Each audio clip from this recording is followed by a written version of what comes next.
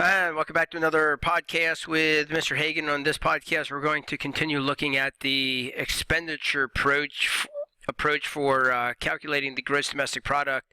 And on previous podcasts, we looked at the consumption. If I buy a computer for my own personal use, that goes under consumption, gets counted as part of the gross domestic product.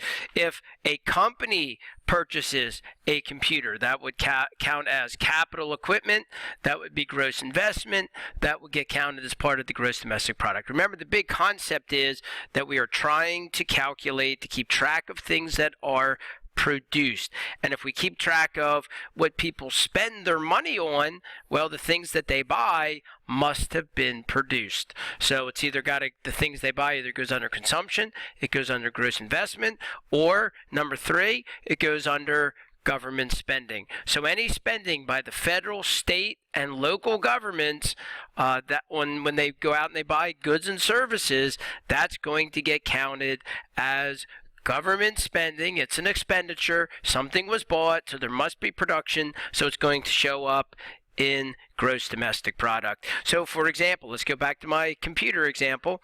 I buy a computer for my house, goes under consumption. A business buys a computer, goes under gross investment. A local government, school districts purchase computers for students to use in class. That's government spending, that goes under gross domestic product. Okay, so the computer's produced, it's got to get counted as production, and the question just is, where is it picked up under the expenditure approach? It either gets picked up as consumption, investment, or government spending. One important caveat to this is that this excludes transfer payments. So the government spends money on Social Security. That does not get counted for the purposes of calculating gross domestic product. That does not get counted as government spending. Why? Because nothing was produced. Okay, Social Security, they took my money, they gave it to Grandpa. There was no production there. It was simply a transfer payment. There was no production, so that does not get counted for the purposes of calculating the gross domestic product. Okay, finally, our last one is, so that one's pretty straightforward. Last one is net exports. Now, I'm sorry, I'm just a little off the screen here, so just hang with me. I have to move this over a little bit. Okay, there we go. So this one is net exports, and net exports is calculated by taking exports minus imports. So what is an export?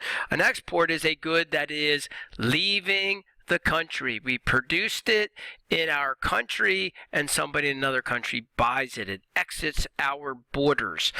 An import is the exact opposite. It's something that's produced in another country and is imported into our country because somebody here buys it.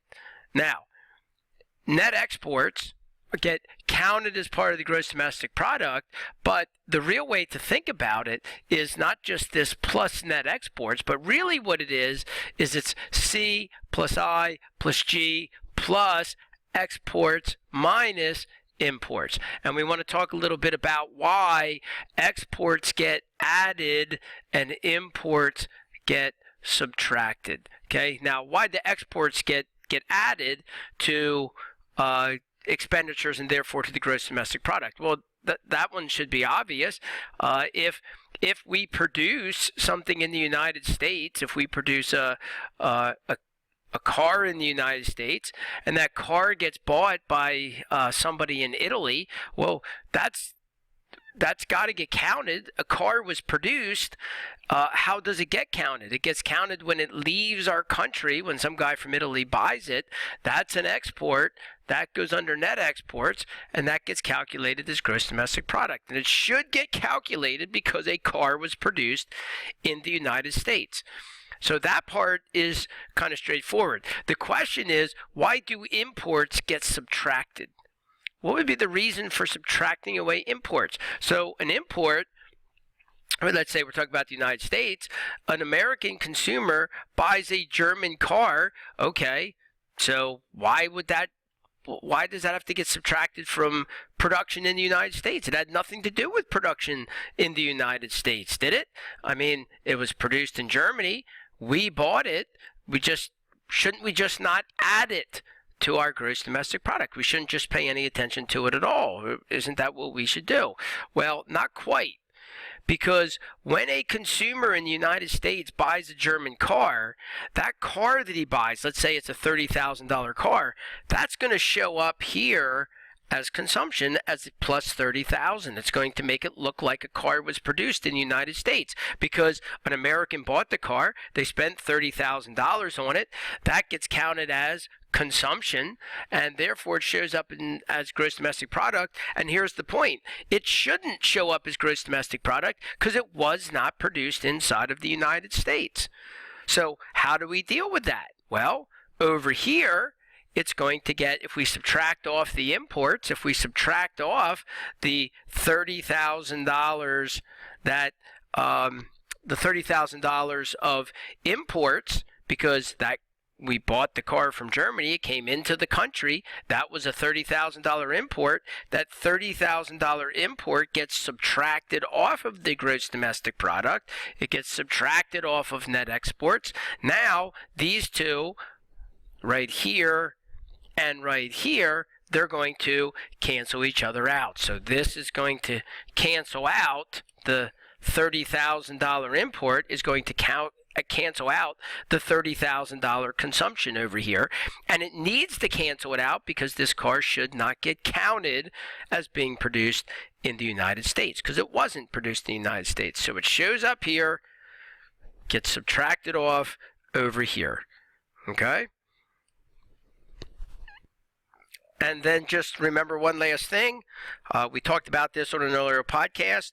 Do not count the sale of used products. No production occurred if it was a used product, a used car, a used house, whatever the case might be. All right, so let's just let's just review this all very quickly.